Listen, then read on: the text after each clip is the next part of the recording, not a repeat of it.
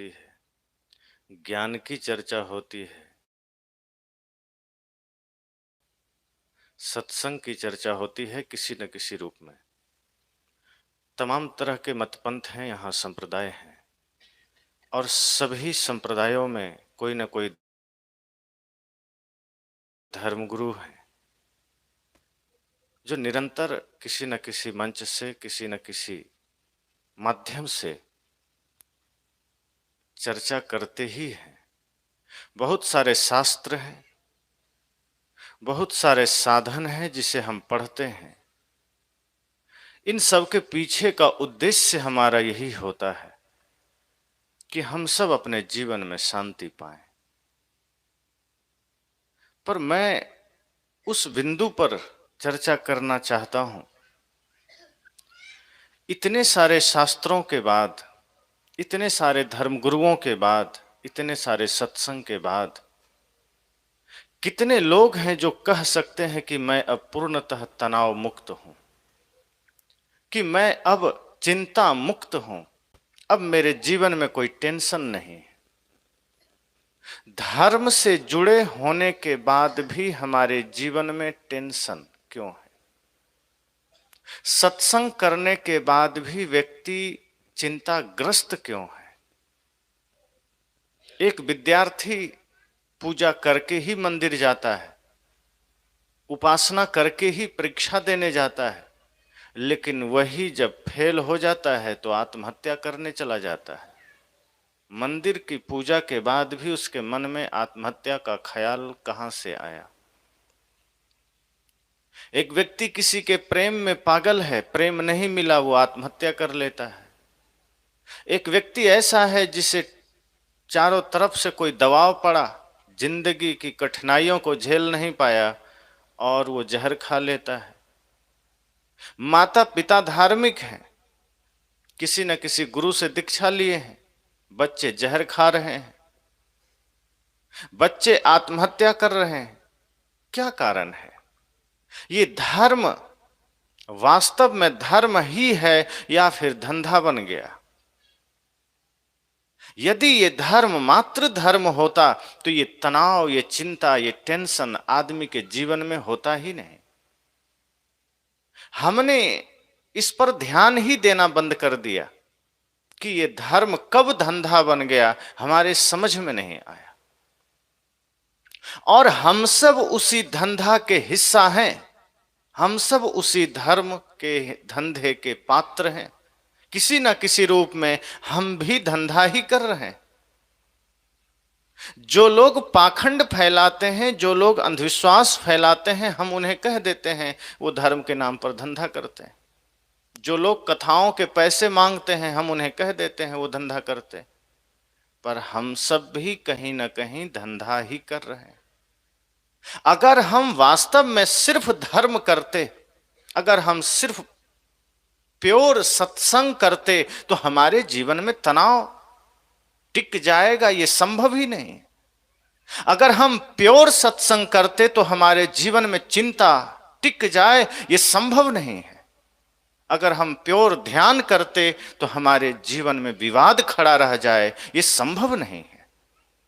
अगर हमारे जीवन में विवाद है, अगर हमारे जीवन में टेंशन है, चिंता है, दुख है, इसका मतलब है कि हमने भी सत्संग का, धर्म का धंधा ही किया है और हम सब ऑटोमेटिक हो गए। जैसे किसी चीज को फिक्स कर दिया जाता है, जैसे मुर्गी सुबह 4 बजे बांग देती, वो फिक्स है, टाइम नहीं देखती, लेकिन उसका समय उसका फिक्स है। कुछ प्राकृतिक रूप से उसको इतना टाइम का पता है, उठना है, बांग दे देना है। हमने भी अपने जीवन को, अपने शरीर को, अपने क्रियाकलाप को टाइमिंग में फिक्स किया। हम सब अपने अपने जीवन के रूटीन बनाते हैं, अपने अपने दैनिक चर्या का शेड्यूल बनाते हैं। सुबह 5 बजे जगना सिखाया भी जाता है, 4 बजे जगिए, ब्रह्म मुहूर्त में जगिए। अब आदमी कहता है गुरुजी ने कहा है 4 बजे जगना पड़ेगा। नींद नहीं खुली तो अलार्म लगा ली, अब दूसरे दिन अलार्म से जगे। गुरु जी ने कहा है जगने के बाद पानी पीना, हम पानी भी पीते हैं। गुरु जी ने कहा है 5 मिनट आंखें बंद करके ध्यान करना, हम वो भी करते हैं। गुरु जी ने कहा जो जो बताया गया हम वो सारी प्रक्रियाओं को पूरा करते हैं। गुरु जी ने कहा मंदिर भी जाना, मंदिर भी चले गए, आधे घंटे बैठ करके वहां जप कर लिए। कोई नाम दे दिया गया, और कुछ ऐसे गुरु हैं जो ये कह कर देते हैं कि ये नाम का जाप करो, काल तुमसे दूर रहेगा। कुछ गुरु इस तरह से आपको नाम दे देते हैं कि आप इसका जाप करें, आपके जीवन के सारे कष्ट दूर रहेंगे। जो भी मंत्र गुरु हमें देते हैं, जो भी नाम हमें देते हैं, उसका अर्थ इतना ही होता है कि जिस दिशा में आप जा रहे हैं उस दिशा में चलने के लिए ये मंत्र, ये नाम आपको एकाग्रता प्रदान करेगा। बस वो नाम आपको मंजिल तक पहुंचा देगा, ये संभव नहीं। वो नाम और गुरु मंत्र का अर्थ इतना ही है कि आप यहां से कहीं जा रहे हैं, जैसे आपको रायपुर जाना हो और सड़कों में 1-1 किलोमीटर पर पत्थर लगे होते हैं, उसमें किलोमीटर लिखा होता है। किलोमीटर इसलिए लिखा होता है कि आपको ये भली भांति पता हो कि आप रास्ते पर हैं, आप सही जा रहे हैं, आप गलत नहीं जा रहे हैं। वो लिखा हुआ शब्द जो रायपुर की ओर इशारा कर रहा है, जहां रायपुर की दूरी लिखी गई है, कोई गलती से उसको रायपुर समझ लेगा तो वो रायपुर पहुंच ही नहीं पाएगा। वो पत्थर में लिखे हुए शब्द सिर्फ इशारा है कि आप ठीक जा रहे हैं, आप निकलते रहिए। गुरु का दिया हुआ नाम, गुरु का दिया हुआ मंत्र इतना भर के लिए है कि आप ठीक है, चलते रहिए, ये शांति के लिए है। तो गुरु ने मंत्र दे दिया, लेकिन हमने उसको इस तरह से उपयोग करना शुरू किया लाभ के लिए कि अगर कई बार मंत्र जाप करेंगे तो धन मिल जाएगा, कई बार मंत्र जाप करेंगे तो झगड़े में मामला ठीक ठाक हो जाएगा, कोर्ट में विजयी हो जाएंगे। कुछ गुरु ने कह दिया कि अगर तुम 1000 बार मंत्र का जाप करोगे तो छोटा मुकदमा पर विजय पा जाओगे, 1,00,000 बार मंत्र का जाप करोगे तो बड़े से बड़े मुकदमा पर विजय पा जाओगे। हमें डाइवर्ट कर दिया गया और हम उन झूठ के पीछे हम अपना मन मस्तिष्क लगा दिए। तो हमारा जो कर्तव्य होना था हमने उसे सेट कर लिया कि सुबह जगना है, पानी पीना है, 5 मिनट ध्यान लगाना है, उसके बाद मंदिर जाना है, मंत्र जाप करना है, माला फेरना है, फिर हम अपने काम में लग जाते हैं। इतना करने के बाद भी जो आदमी दुकान पर गया है वो भूल गया कि आधे घंटे पहले हम मंत्र जाप कर रहे थे। वो आदमी ये भूल गया कि आधे घंटे पहले हम माला जप रहे थे, कि आधे घंटे पहले हम भगवान के सामने खड़े होकर प्रार्थना गा रहे थे। अब वो आदमी अलग ही हो गया है, अब उसका मुखौटा बदल गया। आधे घंटे पहले जो हमारे चेहरे पर धर्म का मुखौटा लगा था, अब वहां जाते ही हम एक पक्के बिजनेसमैन होकर के वहां बैठ गए। और कोई ग्राहक आ रहा है, हमें कोई फर्क नहीं पड़ता कि वो ग्राहक कितनी लाचारी में है, वो ग्राहक किस मजबूरी में आया है, उस ग्राहक की पीड़ा क्या है। हमें मतलब है किसी तरह हमारा सड़ा गला सामान बिक जाए, हमारा 2 नंबर का सामान उसके जेब तक चली जाए और उसका जेब का पैसा हमारे पास आ जाए। फिर वहां ना हमें उसमें ईश्वर दिखता है, ना हमारे मन में वो प्रार्थना के शब्द होते हैं, ना हमारे हाथ में माला का कोई असर होता है। हमने अपनी पूजा को भी, अपने प्रार्थना को भी सिर्फ धर्म का धंधा बनाया, उसे हमने बिजनेस की तरह। 23 घंटे के पाप को निपटाने के लिए हम 1 घंटा पूजा करने को राजी हैं। अगर गुरु कह दें कि सत्संग से तुम्हारे पाप नहीं मिटेंगे, पूजा से तुम्हारे पाप नहीं मिटेंगे, तीर्थ में जाने से तुम्हारे पाप नहीं मिटेंगे, कोई मंदिर नहीं जाएगा।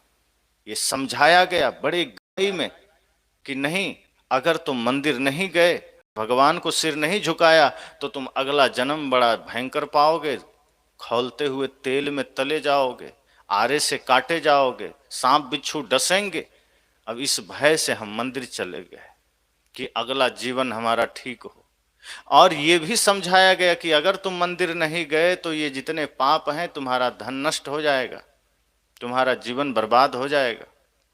हम मंदिर जाने लगे, हम सत्संग करने लगे, इसका कोई प्रवाह हम नहीं करते कि सत्संग कर रहे हैं लेकिन भाई से झगड़ा क्यों है, हम सत्संग कर रहे हैं लेकिन सास बहू के झगड़े क्यों हैं, हम सत्संग कर रहे हैं लेकिन बेटे हमारे बिगड़ क्यों जा रहे हैं, हम सत्संग कर रहे हैं आपकी आंखों में आंसू क्यों है। हमने सत्संग को और अपने निजी जीवन को अलग अलग देखा है। धर्म को धंधा बनाने का अर्थ यही है कि हमने अपने जीवन को धर्म से अलग देखा। हमने अपने दिनचर्या खत्म हो जाता है, फिर वो हमारा जीवन बन जाता है। कोई भी चीज धंधा तभी तक है जब तक हम स्वयं से उसको पृथक रखते हैं।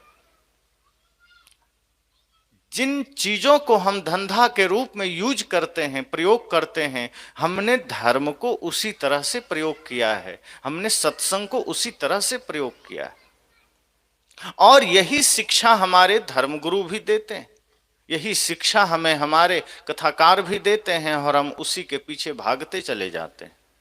हमने कभी ठहरकर यह सोचना जरूर नहीं समझा कि इतने सत्संग के बाद भी हमारा समाज, हमारा जीवन स्वयं में इतना आनंदित क्यों नहीं हो सका, इतने सारे टेंशन क्यों हैं। जो व्यक्ति सत्संग नहीं करता है, चलो उसके जीवन में टेंशन है, बात समझ में आती। जो व्यक्ति धर्म से नहीं जुड़ा है, जो व्यक्ति गुरु से दीक्षित नहीं है, उसके घर में झगड़े होते हैं, बात समझ में आती है, क्योंकि उसके पास सत्य का समझ नहीं है। संसार को ही उसने सत्य समझा है, इसके अतिरिक्त उसने कुछ जाना नहीं। झगड़े हो सकते हैं, लेकिन जहां गुरु हमें बार बार कह रहे हैं जगत मिथ्या है, संसार स्वप्न है, उसी स्वप्नवत संसार के लिए हम रिश्तों की मर्यादाएं खोते चले जा रहे हैं।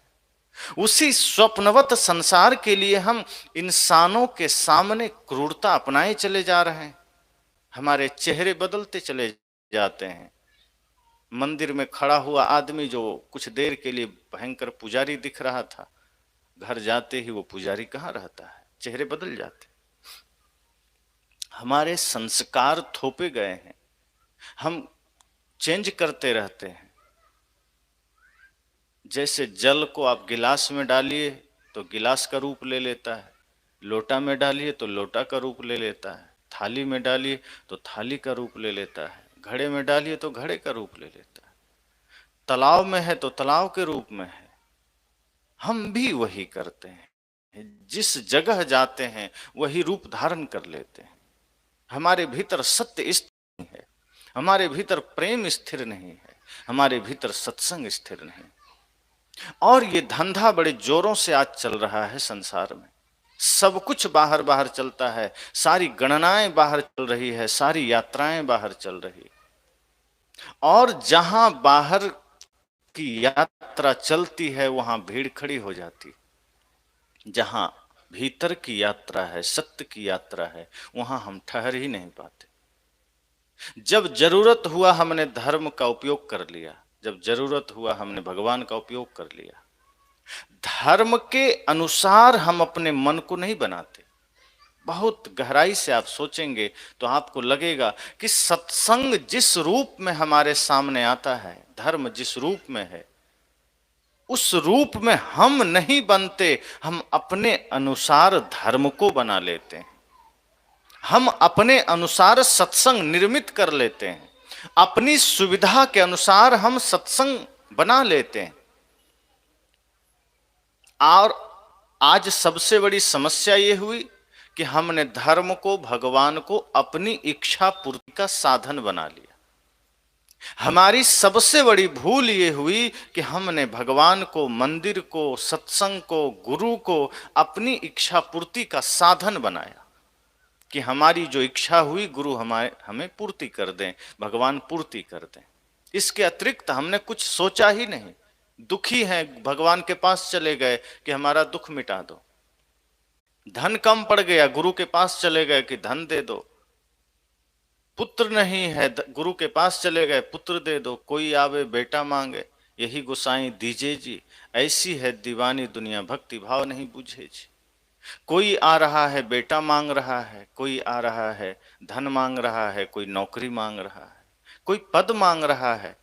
हमने अपने अनुसार गुरु का प्रयोग किया, हमने अपने अनुसार धर्म का प्रयोग किया, हमने अपने अनुसार भगवान का प्रयोग किया।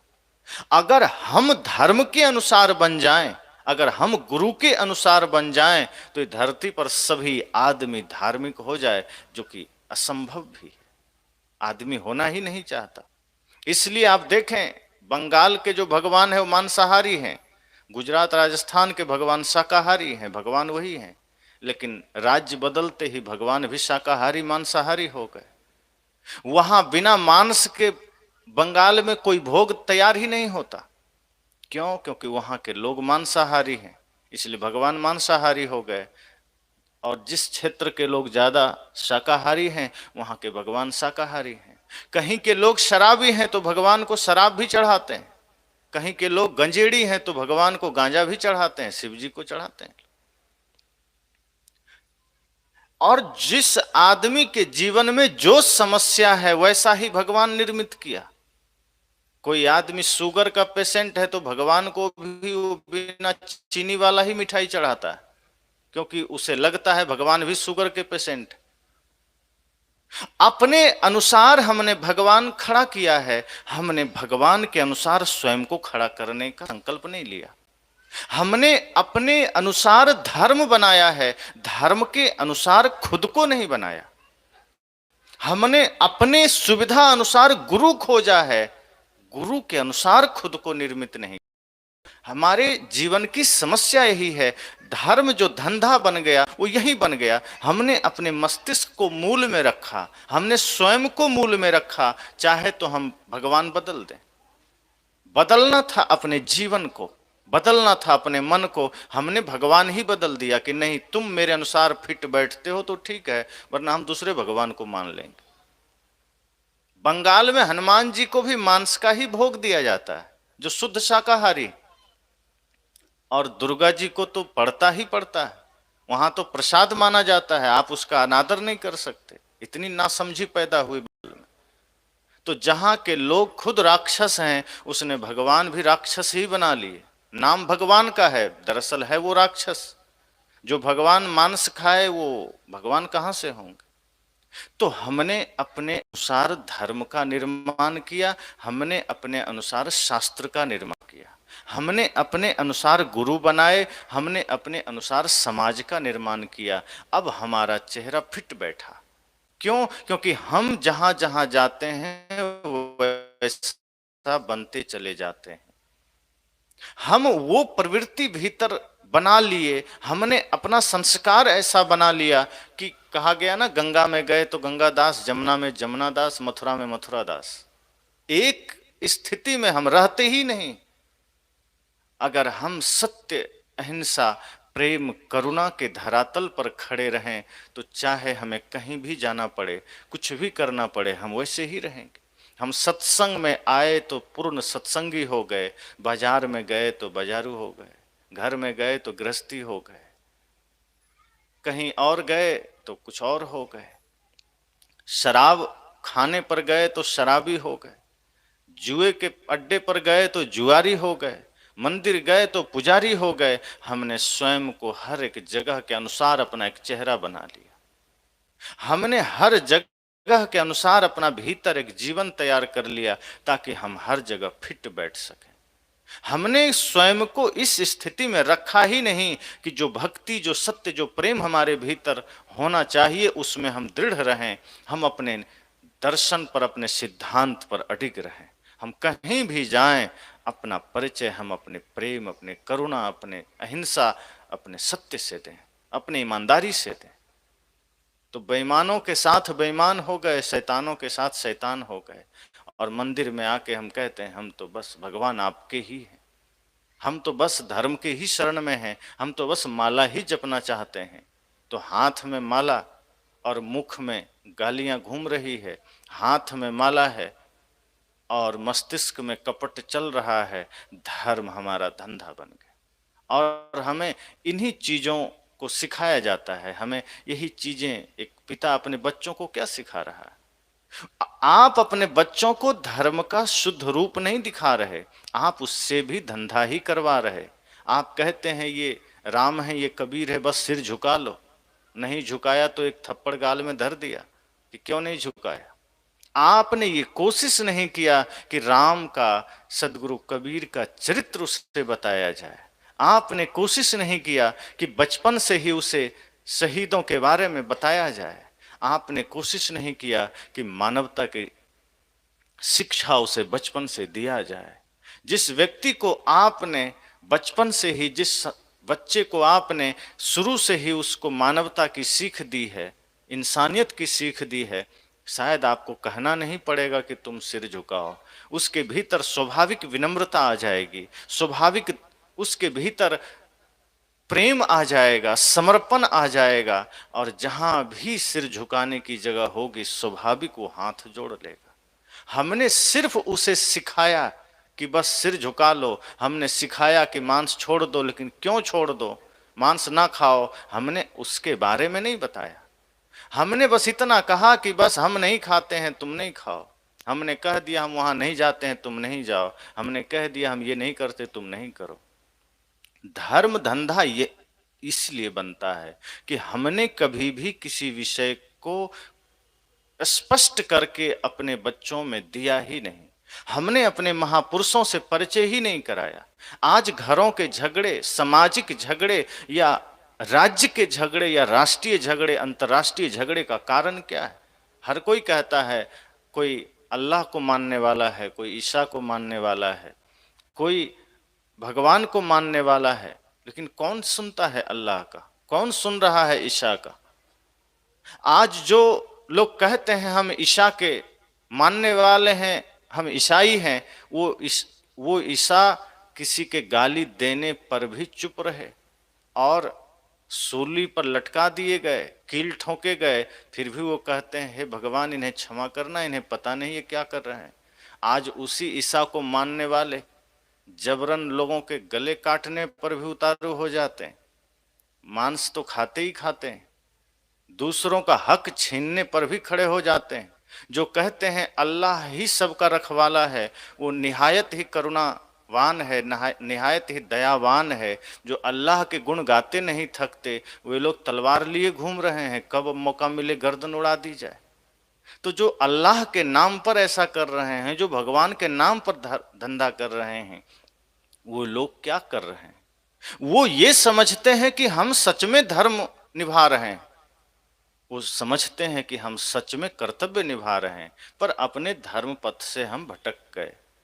हम जिस देश की मिट्टी में ही समर्पण हो, जिस देश की सभ्यता में ही प्रेम हो, जिस देश की संस्कृति में ही दया हो, जहां कहा ही गया कि जहां दया तहां धर्म है, हम उस देश में रह करके हिंसा के अलावा करते ही क्या है? हम किसी का गला नहीं काटते, पर हम किसी को अगर वचन से नुकसान पहुंचा रहे हैं, अपने बातों से अगर हम किसी का अपमान कर रहे हैं, तो हम हिंसा ही तो कर रहे हैं। हम धर्म का आड़ लेकर के हिंसा ही तो कर रहे हैं। धर्म की परिभाषा हमने अपने अपने तरीके से कर ली। मैंने कहा कि आज हर कोई आदमी धर्म को अपने अनुसार से रचा है, धर्म रचा गया है। जो धर्म शाश्वत है, हमने उसके स्वरूप को बदला है।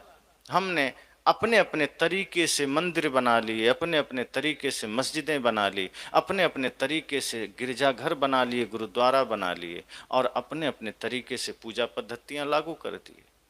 आपस के प्रेम को हमने महत्व नहीं दिया, सामाजिक समरसता को हमने महत्व नहीं दिया। हम घंटों मंदिर में बैठेंगे, लेकिन बाहर निकलेंगे तो किसी की निंदा करेंगे, किसी की बुराई करेंगे। हम घंटों ध्यान में बैठेंगे, लेकिन बाहर निकलेंगे तो अपने ही भाई की जमीन को हड़पने की तरकीबें खोजेंगे कि कैसे हमारा जमीन थोड़ा और ज्यादा हो जाए।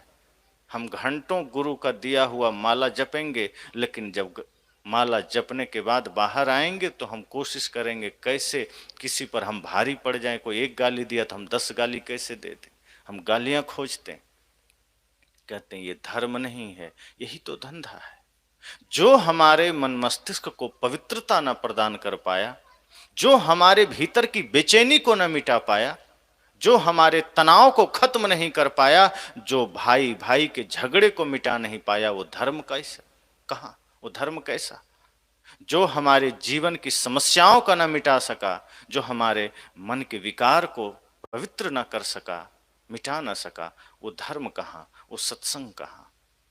और हम ऐसी ही भीड़ में खड़े होते हैं, ऐसे ही भीड़ का हिस्सा होते हैं, जहां देखते हैं कि ज्यादा लोग खड़े हैं तो हमें ये लगता है निश्चय ही यहां सच्चाई होगी। सच्चाई का भीड़ से कोई वास्ता ही नहीं होता।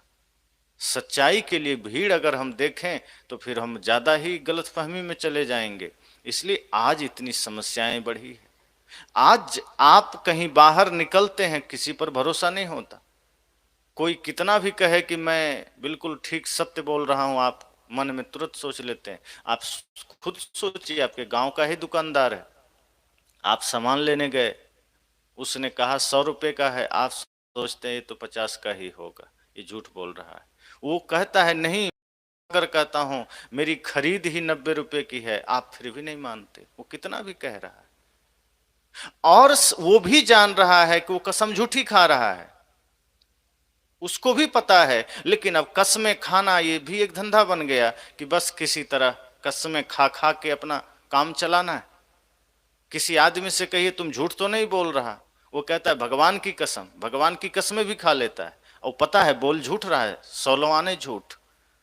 कहता है दिन में बोल रहा हूं, आदमी कसमें खाता है, कसम खाता हूं शाम का बेला है, सुबह का बेला है, दोपहर का बेला है, माता पिता तक की कसमें खा लेता है, करता झूठ ही झूठ। धर्म भीतर है ही नहीं। जो व्यक्ति धर्म को भीतर ग्रहण कर लेगा, कसमें खाने की जरूरत क्या है? उसके विचार ही सत्य हो जाएंगे, उसका जीवन ही सत्य हो जाएगा। अगर कोई आदमी बात बात में कसमें खा रहा है, समझ जाइए 100% झूठा आदमी है वो। जो प्योर होगा वो कसमें खाने की उसको जरूरत ही नहीं पड़ेगी। जो सत्य में सत्यवादी होगा, उसे बात बात में सौगंध नहीं खाना पड़ेगा। तो धर्म को हमने अपने तरीके से लिया कि किसी भी तरह हम पूजा स्थल का उपयोग करते हैं, मंदिर का उपयोग करते हैं, सत्संग का उपयोग करते हैं, ग्रंथों का उपयोग करते हैं। हम उपयोग करते हैं कुछ कुछ देर के लिए। कहीं कहीं हम धार्मिक बन जाते हैं, कहीं हम पुजारी बन जाते हैं, कहीं वक्ता बन जाते हैं। लेकिन जहां रियल में बनना चाहिए, जब झगड़े का समय हो, जब हमें ग्रंथों का उपयोग करना चाहिए, धर्म का उपयोग करना चाहिए, हम उसे साइड कर देते हैं। जब हमारे जीवन में परिवर्तन आना चाहिए, जब कोई व्यक्ति आत्महत्या करने जा रहा है, उस वक्त वो क्या सोचता है? जब कोई व्यक्ति तनाव में जी रहा है, अवसाद में जी रहा है, दर्द से सिर फटे जा रहा है, दूसरों के लिए उसके मन में क्या ख्याल है? अपने लिए क्या ख्याल है? समाज के लिए क्या ख्याल है? कुछ भी नहीं। सिर्फ ये सोच रहा है कि बस ये तनाव, ये अवसाद मेरा मिट जाए, मैं सब गलतियां छोड़ दूंगा, मैं बुराइयां छोड़ दूंगा, बस ये दर्द मिट जाए। और मिट गया तो फिर उसी में उतर जाता है और गहरे उतर जाता है। किसी समय आपको बुखार आ जाए, और कई बार बुखार इतना भयंकर होता है कि आदमी सोचता है कोई और रोग हो जाए, बुखार ना हो। लेकिन ये हमेशा, ये हम गलतफहमी में जीते हैं। सिर दर्द किसी को हो जाए तो लगता है सिर दर्द छूट हो जाए, बस बुखार हो जाए कोई बात नहीं, और बुखार हो जाए तो लगता है सिर दर्द हो जाए कोई बात नहीं, बुखार ना हो। पैर में दर्द हो तो हम पैर दर्द से परेशान हैं। बीमारी कोई छोटी नहीं होती। हम सोचते हैं कि ये हो जाए ठीक, दूसरा चाहे हो जाए। हम यही धर्म के संबंध में सोचते हैं, बस अब की बार हमारे जीवन में खुशियां आ जाए, अब की बार हमारा जीवन ठीक हो जाए, हम कभी पाप नहीं करेंगे। हम मंदिर चले गए, प्रार्थना करने लगे, हे प्रभु कृपा करना, अब की बार पाप से मुक्ति कर दो। हम कभी दोबारा पाप नहीं करेंगे, हम कभी अधर्म नहीं करेंगे, और दोबारा फिर अधर्म कर रहे हैं। संतों ने कहा ये धर्म को धंधा बनाने वाले लोग आपको भी उसी राह पर ले जा रहे हैं, और हम सब उस धंधे का हिस्सा बनते चले जा रहे हैं। हम सब उसी अत्याचार, उसी हिंसा के रास्ते पर खड़े हो गए, हम सब उसी वैमनस्यता के रास्ते पर खड़े हो गए, हम सब उसी अनाचार के रास्ते पर खड़े हो गए। हमने अपने घर को मंदिर नहीं बना पाया, हमने अपने विचारों को सुंदर नहीं बनाया। हम सब कुछ कर लेते हैं, धर्म के सारे बाहरी स्वरूप को हम ठीक कर लेते हैं, और हमारी सबसे बड़ी समस्या क्या है कि किसी ने शास्त्र का उदाहरण दे दिया, हम उसे तुरंत सदगुरु समझ लेते हैं। एक चीज हमें जानना चाहिए, धर्मगुरु और सदगुरु में बड़ा फर्क है। धर्मगुरु किसी भी परंपरा का पोषक होते हैं, सदगुरु मानवता को जन्म देने वाले होते हैं, सत्य को कहने वाले होते हैं। सदगुरु किसी परंपरा के पोषक नहीं होते, सदगुरु किसी मत पंथ के पोषक नहीं होते। जो सदगुरु होते हैं बस वो ये समझिए कि जैसे सूर्योदय हुआ और अंधेरा मिटा, बस सदगुरु वही हैं जो हमारे जीवन में उदय होते हैं, हमारे तनाव मिटे, हमारे भीतर के सारे कचड़े जले राख हो गए। और जो धर्मगुरु हैं वो आपको परंपरा की बातें सिखाएंगे, वो आपको नीति नियम सिखाएंगे, वो कहेंगे कि नहीं ये तो करना ही पड़ेगा, शास्त्र में लिखा है, मानना ही पड़ेगा, इसके विरुद्ध हम कैसे जा सकते हैं। शास्त्र में लिखा है श्राद्ध तो करनी पड़ेगी, शास्त्र में लिखा है पंडित को भोजन तो कराना पड़ेगा, शास्त्र में लिखा है कथा मंच पर ब्राह्मण के सिवा कोई दूसरा बैठ नहीं सकता, शास्त्र में लिखा है नारी मंदिर जा नहीं सकती, शास्त्र में लिखा है नारी प्रवचन कर नहीं सकती। वो धर्मगुरु समझ लेना जो ऐसी शिक्षा दे रहा है वो सब धर्मगुरु की श्रेणी में आते हैं, वो सदगुरु नहीं है। सदगुरु इन सारे कचड़ों को जला देते हैं। वे कहते हैं नहीं, हर व्यक्ति के भीतर वो सामर्थ्य है, हर व्यक्ति अपने आप में बुद्ध बन सकता है, हर व्यक्ति अपने आप में ज्ञानी बन सकता है, हर व्यक्ति स्वतंत्र है, हर व्यक्ति के भीतर वो सामर्थ्य है, जागृत करने की जरूरत है। हर नारी नारायणी बन सकती। सदगुरु आपको भगवान बनाने की कोशिश करते हैं, सदगुरु आपके भीतर शक्ति को जागृत करने की कोशिश करते हैं। सदगुरु कहते हैं मैं शास्त्र नहीं मानता। जो सदगुरु होते हैं वे कहते हैं अगर शास्त्र ने कुछ अच्छा कहा है धन्यवाद है, हम उसका कुछ ले लेते हैं, लेकिन शास्त्र ही सच कहा है ये सदगुरु नहीं मानते। वे कहते हैं समय समय पर शास्त्र बनते हैं, लोग अपने अपने तरीके से शास्त्र लिखते हैं, हम उसको मानते ही नहीं। शास्त्र तो परंपरा से चले आए कुछ समय के इकट्ठे किए गए ज्ञान हैं जिसमें कुछ कचड़े भी आ जाते हैं, और जो सार ज्ञान है गुरु लेकर के आपको दे देते हैं। गुरु कहते हैं कि 2 और 2 4 अगर किसी किताब में लिखा है ठीक है, उसने भी सही कहा, मैंने भी ठीक कहा, बात मिल गई। इसका मतलब ये नहीं कि 2 2 4 लिखा तो उस किताब की पूजा शुरू हो जाए, बस ठीक कहा धन्यवाद है उसको। लेकिन धर्मगुरु कहते हैं नहीं, वेद पूजनीय है, पूजना पड़ेगा, ये अपौरुषेय है, ये भगवान ने सीधे धरती पर भेजा है, ये किसी इंसान ने नहीं रचा। तो धर्मगुरु हमें भटकाते हैं, सदगुरु हमें जगाते हैं। धर्मगुरु हमें परंपरावादी बनाते हैं, सदगुरु हमें आत्मवादी बनाते हैं, पुरुषार्थवादी बनाते हैं। इसलिए जब हम सदगुरु की शरण में जाते हैं तो सदगुरु हमारे भीतर के समस्त शक्तियों को जागृत करते हैं। और कहा भी है पारस में और उस संत में बड़ो अंतरो जान, वो लोहा कंचन करे गुरु कर ले आप समान। दोनों में अंतर इतना है कि पारस से अगर लोहा छुआ दीजिए तो कहा जाता है सोना बन जाता है, लेकिन गुरु सदगुरु क्या करते हैं, शिष्य को अपने जैसा बना लेते हैं। वो शिष्य नहीं बनाते, वो किसी को परंपरावादी नहीं बनाते, वो किसी को पुजारी नहीं बनाते, वो किसी को हिंदू मुसलमान नहीं बनाते, वो उसके भीतर के शक्ति को जागृत करते हैं, उसको इंसान बना देते हैं, उसी को भगवान बना देते हैं। इसलिए आज जो धर्म के नाम पर जितने कचड़े चल रहे हैं उसको हमें देखना पड़ेगा। हम सब उसके हिस्सा बनते जा रहे हैं, हम अंधविश्वास का हिस्सा बनते जा रहे हैं, हम चमत्कार पाखंड का हिस्सा बनते चले जा रहे हैं। हमारा जीवन यथार्थ नहीं है। झगड़ा हमने आपस में किया और मंदिर चले गए प्रार्थना करने की प्रभु क्षमा करना, भाई से झगड़ा हो गया, भाई से माफी मांगो, मंदिर में भगवान क्या करेगा। झगड़ा घर में हो रहा है, पंडित जी के पास चले गए, पंडित जी मेरा घर ठीक कर दीजिए, बड़ा विवाद होता है। और पंडित जी भी चालाक, वो जानते हैं आ गया फंसने वाला उल्लू, उनको तो अपना जेब से मतलब है। वो समझ गए कि आप समस्या कुछ और है, लेकिन जब उनके पास गए तो वो कह देंगे आपका दरवाजा गलत दिशा में लगा। अब आपने मेहनत से दरवाजा लगाया, अब तोड़िए, वो तोड़वा देगा आपका घर। अब आप दरवाजा तोड़े, वो कह दिया कि देखो तुमने उत्तर दिशा में लगाया, नहीं पूरब लगा लो, एक गलत दिशा में है। अब आपने दरवाजा तोड़ के कर लिया पूरब, अब फिर विवाद चल रहा है, परिवार में झगड़ा चल रहा है, सास बहू में रोज उठा पटक चल रहा है, भाई भाई में गाली गलौज चल रहा है, तनाव है पूरा, जैसे धारा 144 लगा हो, पूरा तनाव। पंडित जी के पास आप जाते हैं, पंडित जी दरवाजा तो उखाड़ दिए, बदल भी दिए, अब क्या करें? कहा तुमने पर्दा किस कलर का लगाया है? अब पर्दा आपके घर का पीला है, नहीं नहीं लाल लगाओ, गलत है। अब आपने पर्दे बदल डाले, पुराने पर्दे अब आपकी समस्या हो गई, रखें कहाँ? तो वो भी पूछने गए पंडित जी उसको कहाँ रखें, तो बोरी में भर के छत में डाल दो, वो भी बता रहे हैं। फिर आपकी समस्या नहीं मिटी, पंडित जी ने कहा शौचालय किधर बनाए हो? बस रसोई से थोड़ा सा ही दूरी पर है, तोड़ो बगीचे में बनाओ, गलत। एक एक करके वो आपका पूरा घर तोड़वा दिया, समस्या नहीं मिटी। क्यों? क्योंकि समस्या आपके पर्दे में थी क्या?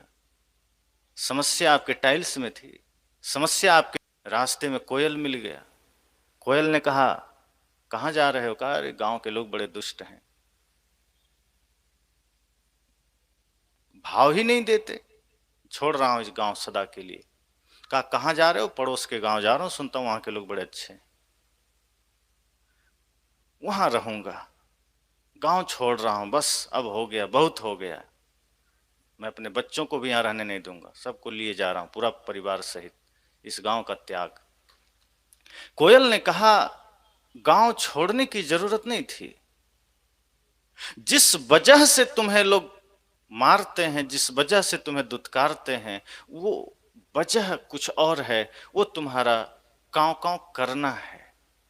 तुमने सिर्फ कांव कांव करना छोड़ दिया होता तो गांव छोड़ने की नौबत ही नहीं आती, तुम कर ही गलत रहे हो। और तुम्हें क्या लगता है ये कांव कांव तुम उस गांव में जाके करोगे, वहां भी ढेला खाओगे, और उस गांव क्या, तुम धरती पर कहीं चले जाओ जहां लोग हर कांव कांव करोगे, ढेला खाओगे, तुम ढेले से वंचित नहीं हो पाओगे। पंडित हमें यही तो कहते हैं, पर बदल दो, शौचालय बदल दो, कुर्सियां टेबल बदल दो, अपने सारे चीजें बदल दो।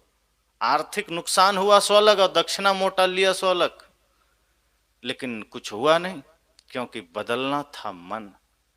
सदगुरु आपको मन बदलने की बात करते हैं कि आपकी वस्तुओं में कोई समस्या नहीं, आपका घर जैसा है वैसा ठीक है, कलर भी ठीक है, बदलना है मन को। परिवार के झगड़े हो, चाहे सामाजिक झगड़े हो, चाहे कहीं भी इंसानों के बीच के झगड़े का वजह उसका मन है, और मन को बदलने की बात पंडित कभी नहीं करेगा, वो आपके वस्तुओं को बदल देगा। एक लगता था ना निर्मल दरबार, ऐसी बिना सिर पैर की बातें होती थी, समझ में नहीं आता था। हम बहुत दुखी हैं तो समोसा किस पन्नी में खरीदते हो? अब लो, अब बिना सिर पैर की बात। ये तो ऐसा ही हुआ कि एक आदमी से मास्टर ने पूछा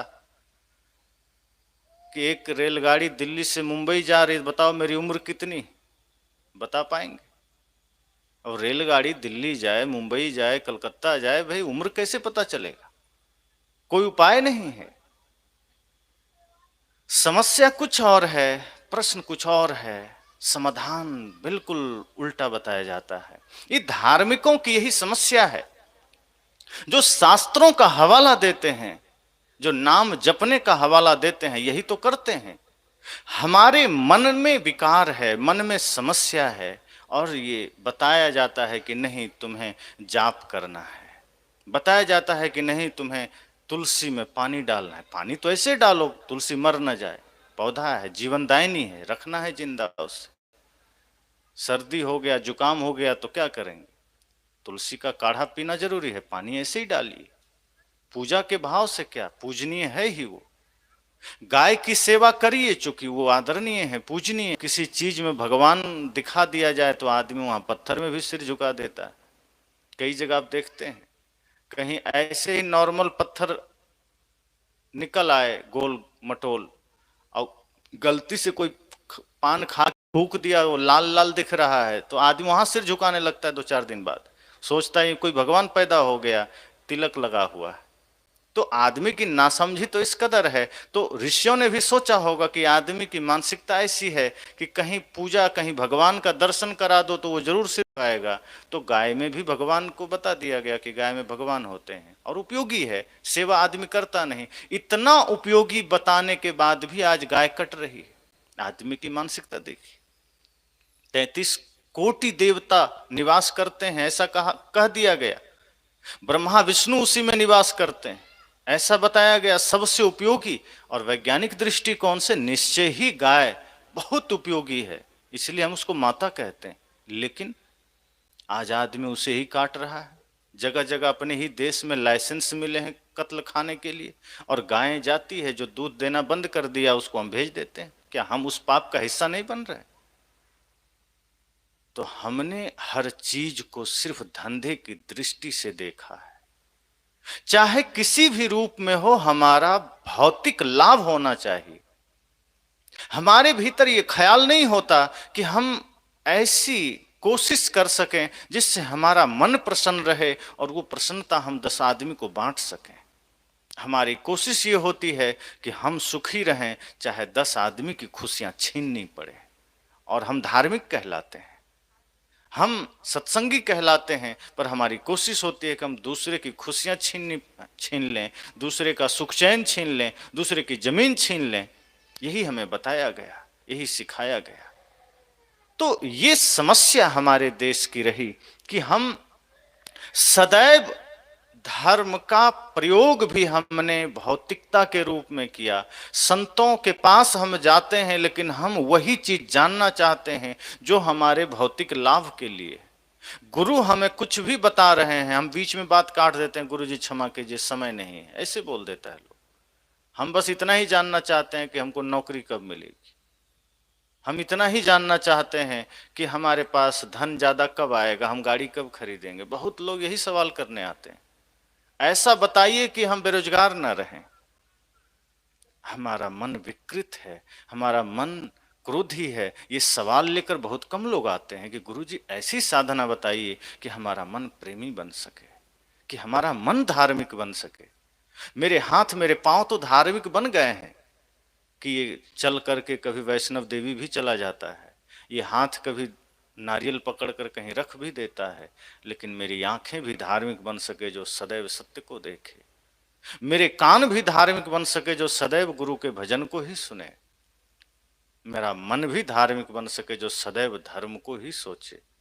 लेकिन नहीं, समस्या मन में है और हम धार्मिकों के पीछे भागते जा रहे हैं। हमारा बाहरी सब कुछ बदलता जा रहा है, सब कुछ परिवर्तित होता जा रहा है सिवाय मन के, और मन वही व्यापारी बना हुआ है। हम क्या करते हैं? गुरु के पास जाते हैं, गुरु जी कृपा करिए, अगर बेटे को नौकरी लग जाए तो हम आपको घर बुला के बढ़िया दक्षिणा देंगे। सौदा है ये? क्या है ये? सौदा नहीं। अगर हम यह भाव लेकर गुरु के पास गए कि बेटे की नौकरी लगे तो हम आपको दक्षिणा देंगे, मतलब हम खुल्लम खुल्ला सौदा कर रहे हैं। और गुरु जी ने कह दिया ठीक है, और कहीं नौकरी नहीं लगी तो क्या सोचते हैं? वो आदमी दोबारा जाएगा दक्षिणा देने? वो दूसरे से कहेगा इस गुरु में कोई दम नहीं है, इनका आशीर्वाद काम नहीं किया। वो गुरु का दम भी इसी से तौलेगा कि गुरु के आशीर्वाद से बेटे को नौकरी नहीं मिली। और जो संजोग किसी से बैठ गया तुक्का, फिर उस गुरु के पास वो साष्टांग लुट जाएगा। और तुक्का बैठाने वाले लोग बैठे हैं, वो तुक्का मारते रहते हैं, वो आपके आगे पीछे बताते रहते हैं और आदमी वहां भीड़ लगा के खड़ा रहता है। और जो सच्चे गुरु होते हैं वो यही कहते हैं कि आपके मन में क्या है। अभी कुछ देर पहले ही एक माता ने हमें फोन किया, कहा आप तो संत हैं, आप बताइए मेरे गुरुजी ने मुझे क्या मंत्र दिया। मैंने कहा मुझे क्या पता आपके गुरु ने आपको क्या मंत्र दिया, ये तो आप ही जानेंगे। पर मैं इतना उम्मीद करता हूँ कि आपके गुरुजी ने आपको बढ़िया ही मंत्र दिया होगा, इससे ज्यादा मैं क्या कह सकता हूँ। कहने सिद्ध संत तो जान लेते हैं। मैंने कहा संत की सिद्धि इस बात से नहीं है किसी के मन की बात जान ले। हमारी पहली गलतफहमी यही है संतों के बारे में कि हम सोचते हैं कि सिद्ध संत वो है जो किसी के मन की बात जान ले, सिद्ध वो है जो पानी पर चल ले, सिद्ध वो है जो आग पर चल ले, मैंने कहा इतना काम तो सुहानी साहब भी कर लेती है, धीरेन्द्र शास्त्री भी कर लेते, ये दोनों एक ही काम को कर रहे हैं। इसका मतलब इनसे पहले जो संत हुए कोई सिद्ध नहीं थे, ऐसा तो नहीं।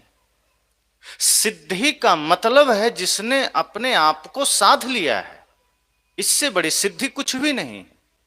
सिद्धि का मतलब है कि किसी ने आपको गाली दिया और आपके चेहरे पर मुस्कुराहट बनी रहे, ये सिद्धि है। सिद्धि का मतलब है कि किसी ने आपकी आलोचना की, आपको पता चला, फिर भी आपने उसकी प्रशंसा की। सिद्धि का मतलब यह है। आग पर चलना, पानी पर चलना, किसी के मन की बातों को यहां वहां करके जान लेना, यह जादूगरी है, यह सिद्धि नहीं है। और जादूगर और संत में बड़ा फर्क है।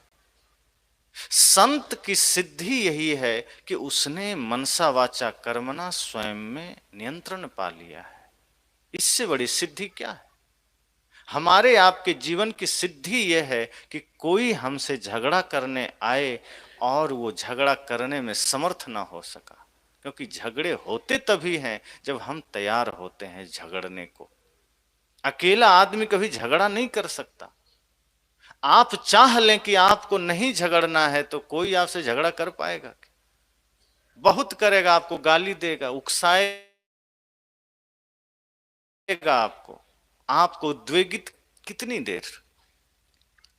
2 गालियां देगा, आप जवाब नहीं देंगे, मुस्कुरा देंगे। 10 गालियां देगा, 50 गालियां देगा, थक के लौट जाएगा। यही तो होगा। कोई आपकी आलोचना की, आपने प्रशंसा कर दिया, क्या होगा? आपका तो कुछ नहीं गया। इसलिए सिद्धि के नाम पर भी लोग बड़े ठगे जाते हैं। किसी ने दादा दादी का नाम बता दिया तो आदमी कहता है बहुत जानकार आदमी, तो सिद्धि प्राप्त पुरुष है, इनको तो हमारे रिश्तों का पता है। और इसी पर आदमी दौड़ने लगता है। सिद्धि इस बात की होनी चाहिए कि आपका मन पीड़ित है और गुरु आपके मन को पीड़ा से मुक्ति दे सके। सिद्धि इस बात की है कि आपके जीवन में सदैव द्वंद्व चल रहा है, सदैव विवाद चल रहा है, और गुरु अपने ज्ञान से विवाद मुक्ति का सूत्र बता दे। तो मैंने कहा कि धर्म के नाम पर बड़े आडंबर चलते हैं, धर्म के नाम पर बड़े धंधे चलते हैं। सच में धार्मिक होने की पहचान इतना ही कि समस्त सृष्टि के लिए करुणा का भाव। जब हमारा मन छल से मुक्त हो सके,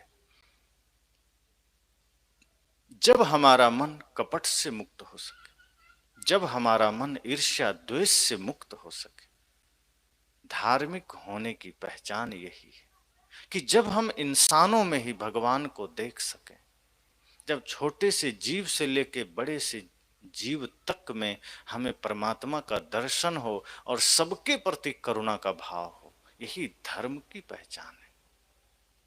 फिर ये धर्म अगर हमारे भीतर है तो समझिए कि वास्तव में हम धार्मिक हैं।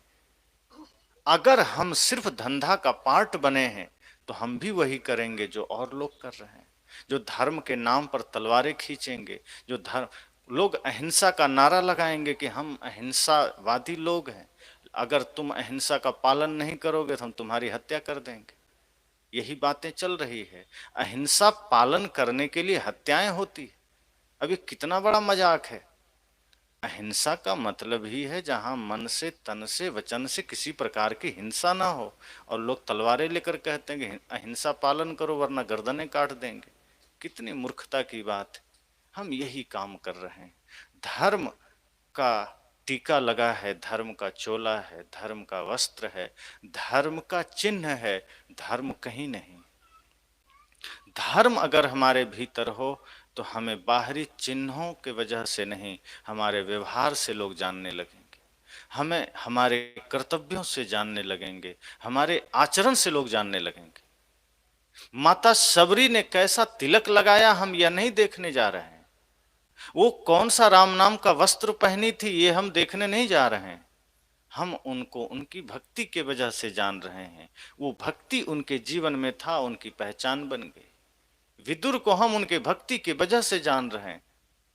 हमारे जीवन में अगर निश्चल भक्ति है समस्त मानवता के लिए प्रेम है, करुणा है, तो हम धार्मिक हैं। और यथार्थ ज्ञान, सत्य ज्ञान, मूल ज्ञान का अर्थ भी यही है कि जो ज्ञान आपको माया से मुक्त कर सके, जो ज्ञान आपको पाखंड से मुक्त कर सके, जो ज्ञान आपको आडंबर से मुक्त कर सके, वो ज्ञान यथार्थ ज्ञान है। जो ज्ञान आपको सत्य से परिचय करा सके, वो ज्ञान यथार्थ ज्ञान है। इसलिए सदगुरु कबीर ने अपनी वाणी में जहां जरूरत पड़ी वहां धर्म की व्याख्या बड़े ही जोर देकर की है कि जिसे तुम धर्म कहते हो, जिसे तुम अपना धर्म मानते हो, वो पाखंड है। धर्म कथे जहां जीव बधे तहां अकर्म करे मेरे भाई, जो तोहरा को पंडित कहिए तो काको कहिए कसाई। कहा जिसे तुम धर्म मान रहे हो वो शुद्ध हिंसा है, वो शुद्ध कसाईपना है। धर्म तो वो है जहां सब घट में परमात्मा दिखने लगे। धर्म तो वो है जब किसी की पीड़ा में तुम्हें भी पीड़ा होने लगे। धर्म तो वो है जब किसी को प्यासा देखो और आपका अपना गिलास हाथ से छूट जाए कि कोई प्यासा है और हम कैसे पानी पी रहे हैं, कोई भूखा है और हम कैसे भोजन कर रहे हैं। धार्मिकता तो वो है कि आप खाने बैठिए और आपके अंदर ये ख्याल आए कि हमारा पड़ोसी कहीं भूखा तो नहीं, हमारे द्वार पर कोई भूखा तो नहीं खड़ा है, कोई लाचार तो नहीं खड़ा है। और जब ये ख्याल आए तो समझिए भीतर धर्म जागृत हुआ है। और यदि हमने नियमतः सिर्फ मंदिर की यात्राएं की है, हमने नियमतः सिर्फ सत्संग में बैठना शुरू किया, हमने नियमतः सिर्फ ग्रंथों का पाठ किया है, तो ये धार्मिक होने का कहीं से कोई पहचान नहीं। ग्रंथ का पाठ ही नहीं करना है, ग्रंथ में छिपे हुए सत्य को जीवन में उतारना भी। जो बातें हमारे ऋषियों ने, महर्षियों ने ग्रंथों में लिखी है, उसमें से सार छांट करके जीवन में उतारना भी, उसमें से सत्य निकाल करके जीवन में जीना भी है। यही धर्म की पहचान है। तो आज इस पूरे भारतवर्ष में धर्म के नाम पर चलने वाले इतनी सारी यात्राएं, पता नहीं बहुत से पंथ और मत को तो हम लोग जानते तक नहीं, इतने मत पंथ चल रहे हैं। लाल सफेद दो वस्त्र मुख्य रूप से पहचान है धर्म होने के, धार्मिक होने के, कि कोई लाल वस्त्र में है या सफेद में है। लेकिन आप देखेंगे कि अब पीला वस्त्र भी है, काला वस्त्र भी है, कि कोई काला वस्त्र पहना है, कोई पीला पहना है, कोई सफेद पहना है, कोई लाल पहना है। तो कोई लाल कपड़े में साधु है, कोई पीला कपड़े में साधु है, कोई सफेद में साधु है, कोई काला में साधु है। और गजब का देश हमारा, कोई बिना कपड़े में भी साधु है। तो बात बाहरी चिन्हों का नहीं है, बाहर से कपड़े हों, लाल हों, पीले हों, ना हो, बात हमारे मन की है। हमारा मन कैसा है? कहीं हमारा मन विकारों से लिपटा तो नहीं है? हमारा मन क्रोध अहंकार से लिपटा तो नहीं है? अगर हमारा मन साधु बन सके, हमारा मन पुजारी बन सके, हमारा मन धार्मिक बन सके, तो समझना हमने सत्संग को जाना, हमने धर्म को जाना, हमने सत्य को जाना। अगर हमारा मन ही ना बन सका तो फिर धर्म सिर्फ धंधा रहा, और हमने वही सीख अपने बच्चों को भी दिया। इसलिए आज हमारे बच्चे मंदिर में सिर तो झुका लेते हैं, हमारे बच्चे एकादशी व्रत भी कर लेते हैं, सोमवार को शिव जी के ऊपर जल भी चढ़ा देते हैं, लेकिन उनके भीतर वो संस्कार नहीं कि वो समस्त समाज के लिए, माता पिता के लिए श्रद्धा समर्पण के साथ सेवा में रत हो सके। वो थोड़ा सा जैसे सुग्गा को रटा दिया जाता है, तोता को, वो रटने वाला कुछ मामला हो जाता है कि आपने कुछ कुछ चीजें सिखा दी बचपन से तो बच्चे सीखते चले गए। आपने उसके पास सत्य का रहस्य बताया नहीं, धर्म का चिंतन किया नहीं, महापुरुषों के जीवन दर्शन आपने सुनाया नहीं। जब हम अपने आप में, अपने बच्चों को, अपने परिवार में निरंतर धर्म का चिंतन करते हैं, सत्य की परिभाषा करते हैं, ज्ञान की परिभाषा करते हैं, प्रेम का चिंतन करते हैं, तो धीरे धीरे वो ज्ञान, वो चिंतन, वो सत्य, वो प्रेम, वो खुद उतरते चला जाता है। फिर हमें उसे थोपना नहीं पड़ता, वो फिर भीतर से खुद जागृत होने लगता है। इसलिए ये धर्म हमें जागृत करता है। धर्म हमें बांधता नहीं है, धर्म हमें मजबूत करता है, धर्म हमें समर्थशाली बनाता है, धर्म हमें शक्तिशाली बनाता है, धर्म हमें कमजोर नहीं बनाता है, धर्म हमें भयभीत नहीं करता है। आज धर्म के नाम पर हमें भयभीत किया जाता है, डराया जाता है। धर्म डर नहीं, धर्म निर्भयता का नाम है, धर्म आनंद का नाम है, धर्म प्रेम का नाम है। तो हम सब के जीवन में वो प्रेम जागृत हो सके, ताकि हम खुद भी प्रेम में जी सकें और दूसरों को भी प्रेम दे सकें। वरना ये धर्म सच में धंधा बनकर रह जाएगा। तो हम सब धार्मिक बन सकें, इसके लिए जरूरी है हम सत्संग को सुने ही नहीं, सत्संग को जीवन में उतारें, और जब भी मौका मिले इस पर हम चिंतन करें। सदगुरु कबीर कहते ही नहीं कि आप मेरी बातों को सुनो और मान लो, वे तो कहते हैं आप सुनिए, निर्णय करिए, निर्णय के बाद आपके विवेक की कसौटी पर जो बातें लगे कि ये आपके काम की है, आप उसे अपने आचरण में उतार लीजिए। जो लगे आपके काम की नहीं है, उसको छोड़ दीजिए। तो जब इस तरह से हम एक एक बातों पर चिंतन करेंगे, मंथन करेंगे, वही बातें हमारी काम की है। वरना सुने और सुन करके हम या तो पूरा का पूरा कॉपी कर लिए तो भी दिक्कत है। जैसे गाय भैंस को आप देखते हैं, चारा देते हैं या वो घास चरने जाती है गाय या बैल जाता है, तो लगातार 1-2 घंटे 3 घंटे वो चारा खाता है बैल या गाय, और खाते समय वो चबाता नहीं है, सब इकट्ठा कर लेता है। जब वो बाद में बैठेंगे वो सारे जानवर, तब बैठकर धीरे धीरे वो अपना पागुर करता है। आप सब देखें, वो फिर भीतर से थोड़ा थोड़ा चारा बाहर ला करके मुख में धीरे धीरे फिर उसको चबाते हैं, और चबा चबा करके अब वो भीतर ले गया। अगर उसका चबाना ना हो पाया, अगर उसने सिर्फ खा के भीतर रख लिया, वो गाय मर जाएगी, वो बैल मर जाएगा। पागुर करना अनिवार्य है। हम अगर सिर्फ सत्संग को सुन लिए 2-3 घंटे और बाद में एकांत में बैठकर एक एक वचन पर हमने वो पागुर नहीं किया, हमने उस पर चिंतन नहीं किया, तो वो ज्ञान हमें भीतर से मार देता है। फिर वो ज्ञान ही जहर बन जाता है। वो भोजन जो जीवन दे सकता था वही हमारे लिए काल बन जाता है। वही ज्ञान हमारे मन मस्तिष्क को अपंग बना देता है। इसलिए हमें उस पर थोड़े थोड़े विचार करके चिंतन करना अनिवार्य है। तभी हमारे जीवन के झगड़े मिट सकते हैं, मन के झगड़े मिट सकते हैं, और जिसका मन धार्मिक हुआ वही वास्तव में धार्मिक है। इस सत्र में इतना ही कहकर वाणी को विराम। बोलिए सद्गुरुदेव की जय।